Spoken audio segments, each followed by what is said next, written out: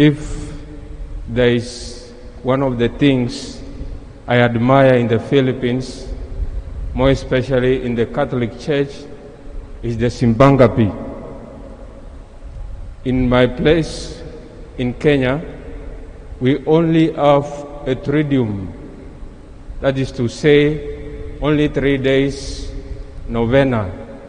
But here in the Philippines, we have 9 days of preparation, preparing ourselves to receive Jesus Christ, the light of the world.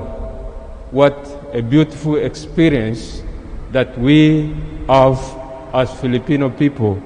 What a touching experience that we prepare for the Lord in a way that together with others we became one in Christ. We are living in a world where everything seems to be falling apart. They are not in the right way that we expect.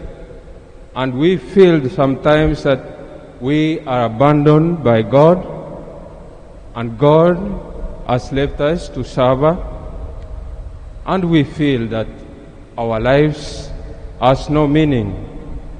But there is a message of hope that we get from our readings today, and the message is a promise of a new King, Emmanuel, God with us. God Himself coming down to meet us wherever we are. God coming down in humanity to share with us and experience what we are going or what we are undergoing through. He takes this initiative to restore our disappointments, our broken relationship with God, our sorrows and our fear and our loneliness. He is the one who brings us closer to God even when we feel that we are abandoned and left alone. In the first reading, we have Prophet Jeremiah giving hope to the people of Israel. He was talking to them because they no longer found meaning in God and their religious worship, because there were evil kings who misled them, kings who did not obey the ritual of worshiping the true and one God. After his oracle in chapter 22, verses 10 to 30, he gave the message of hope that we heard from our first reading. And the message is that God was going to raise a new king from the house of David, a king who will lead the people in wisdom, justice, and righteousness. In the gospel, we heard Joseph being in a state of confusion. How can Mary, our beloved wife-to-be, be pregnant? How comes that they had not come together, but she was found to be pregnant of the Holy Spirit, and secretly he wanted to divorce her. He never wanted to shame Mary publicly, but he wanted to do it in a secret. These things speaks the reality of our lives as Christians today, that we encounter such things. Who among you, men, you are engaged with a lady, and then you find that the lady is pregnant of someone else? Will you still get married with that lady?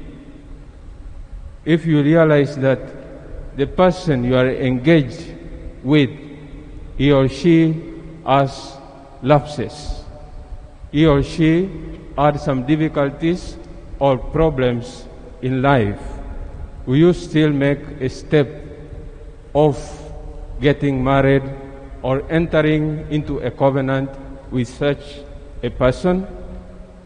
Will you take someone who is pregnant of another man? Will you take someone who is having children with another man? Will you love such children as you could your own children?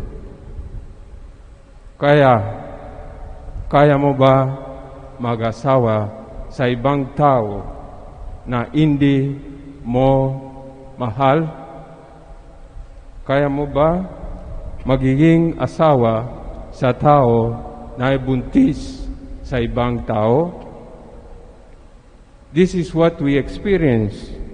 And Joseph himself, he was not ready to take Mary because he realized that Mary was pregnant. He was not ready for it. Therefore, my brothers and sisters, we allow ourselves to listen to the voice of the Lord, as Joseph did when the angel of the Lord appeared to him and told him, "Do not be afraid to take Mary as your wife, because the child she is carrying is conceived by the Holy Spirit." We learn two characteristics of Joseph as a man. The first one is listening, and the second one is obedience to the command of God. Let us examine our lives in our families. If these two characteristics, they live in us: silence and obedience, listening to the voice of the Lord. How many times do we listen to our children? How many times, or how long, or in which way do we listen to our family members, to our husbands, our wife, our children, and those who help us to work in our homes? Listening and obedience are very essential in our Christian life. When we listen, it's not only by hearing by our ears, but we allow it to flow into our hearts, so that the voice of the Lord can be heard and expressed in our hearts. Obedience is another way of obeying the Lord. Not only the Lord, but all kinds of people. For us, the SPDs, we take the vow of obedience. That is to say, wherever you are being sent for mission, wherever you are being told to go, you do it. Why? Because through the spirits, there lies the voice of the Lord. The same way in our families, we can apply these two characteristics. My dear brothers and sisters in Christ, the message for today is preparing ourselves to move from the darkness to the light. The light is Jesus, the one whom we are waiting for to be born in our hearts soon. Therefore, let us allow this darkness to go and welcome the light. The light, who is God himself, who has come down in form of Jesus, in form of human, so that he can experience with us, he can live with us and bring us to the Lord. Let us allow this Spirit of light, Jesus Christ, Emmanuel, God with us.